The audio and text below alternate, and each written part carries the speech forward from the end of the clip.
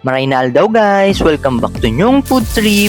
Ngayon, ipapakita ko sa inyo kung paano magluto ng ginisang ampalaya na talagang mapaparami ang kain mo at sulit na sulit ang sarap. Tara, kain tayo. Una sa lahat, hiwain natin itong bawang dito. Ganito lang kaliit ang hiwa. Sunod naman ang sibuyas, kahit medium size lang. Pagkatapos, ang kamatis. Hiwain lang ng paba at manipis. At syempre, ang ampalaya. Tanggalin lang natin ang dulo nito. At hatiin natin ito sa gitna.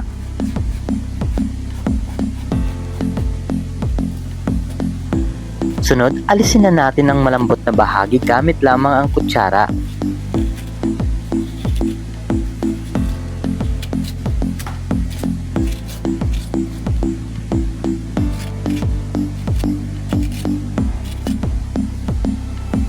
Hiwain lang ito ng manipis para mabilis maluto.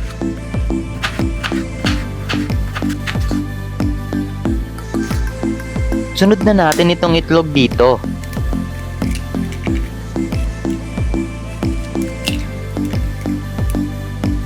Haluin lang ito ng konti.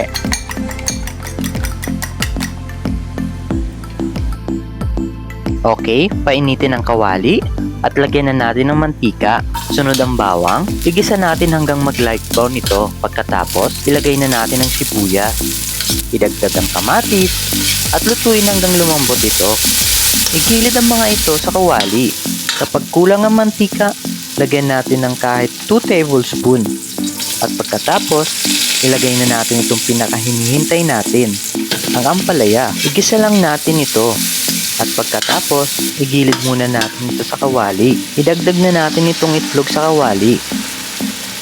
Haluin ito kasama ang ampalaya. Ang itlog kasi magpapawala ng pait sa ampalaya. Ang kagandahan nito, kahit halu-haluin mo ito, hindi ito papait at masasarap pa ito. Lagyan na natin ng pampalasa. Unahin na natin ang paminta, asin, asukal, at toyo.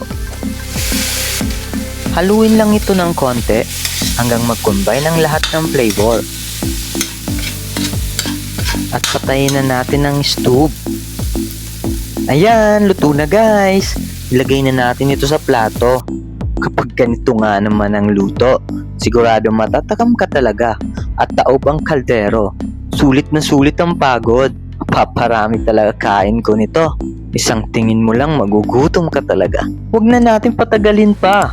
Kainan na, siramsa na. Ano pang hinahalat mo? Subukan mo na ang ginisang ampalaya. Ito ang ingredients. Kumusta guys? Nagustuhan nyo ba? Huwag nyong kalimutan mag-like, i-share sa mga kaibigan nyo, at mag-subscribe para hindi kayo mawalan ng mga bagong recipe. Happy nyong food trip!